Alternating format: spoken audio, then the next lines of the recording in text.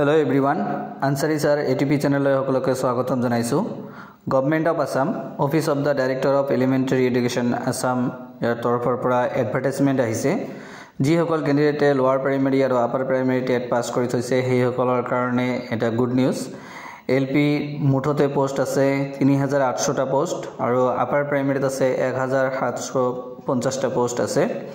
যি সকল ক্যান্ডিডেটে first phase নাইবা সেকেন্ড ফেজত চাকৰি পোৱা নাই সেই সকলৰ কাৰণে এটা সুযোগ আহি পৰিছে। যি সকল ক্যান্ডিডেটে সিটেট নাইবা আসাম টেট পাস কৰি থৈছে সেই সকল ক্যান্ডিডেটে ইয়াত চাকৰি পোৱাৰ বাবে সক্ষম হ'ব পাৰে। কিন্তু এইবেলি সিলেকশন প্ৰসেছটো অলপ বেলেগ ধৰণৰ হ'ব আৰু কিমান কাট অফ গলে পাব পাৰে নাইবা সিলেকশন প্ৰসেছটো কেনেকুৱা হ'ব এই ভিডিঅ'ৰ জৰিয়তে জনাবলৈ লৈছো।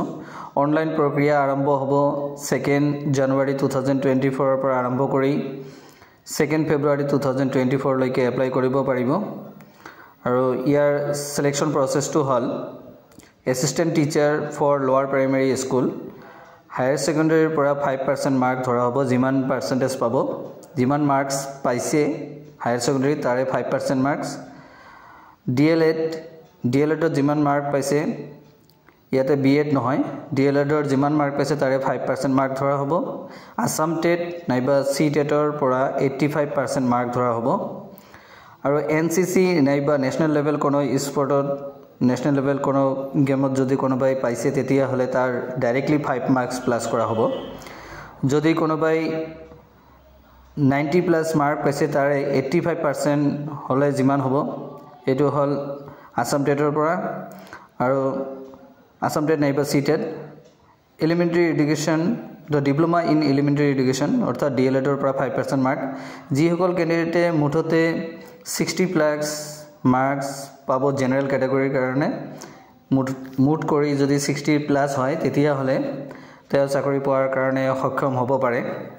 পৰৱৰ্তী ভিডিঅ'ত ইয়াৰ বিষয়ে ডিটেইলছ জনাম কেনেকৈ পাৰ্সেন্টেজ ওলাব লাগিব। আৰু আপাৰ প্ৰাইমাৰী কাৰণে আছে 1750 টা পোষ্ট আছে। ইয়াৰ সিলেকশন প্ৰসেছটো অলপ বেলেগ ধৰণৰ হ'ব। ইয়াতে science teacher, arts teacher, Hindi টিচাৰৰ কাৰণে পোষ্ট ওলাইছে।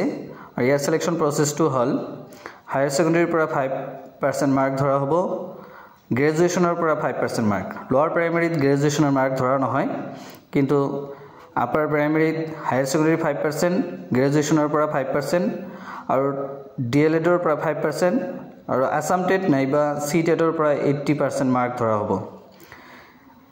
এলপিৰ কাৰণে আসাম টেট নাইবা সি টেটত আছিল 85% মাৰ্ক, কিন্তু ইয়াতে থাকিব 80% মাৰ্ক থাকিব। আসাম টেট নাইবা সি টেটৰ পৰা ডিএলএডৰ পৰা 5% মাৰ্ক, গ্ৰেজুৱেচনৰ পৰা 5% মাৰ্ক, হায়াৰ সেকেন্ডাৰীৰ পৰা 5% মাৰ্ক আৰু কাৰোবাৰ এনসিসি নাইবা নেশনাল লেভেল স্পৰ্টৰ কাৰণে থাকিব তাতে 5 মাৰ্ক থাকিব। পৰৱৰ্তী ভিডিঅ' চোৱাৰ কাৰণে লাইক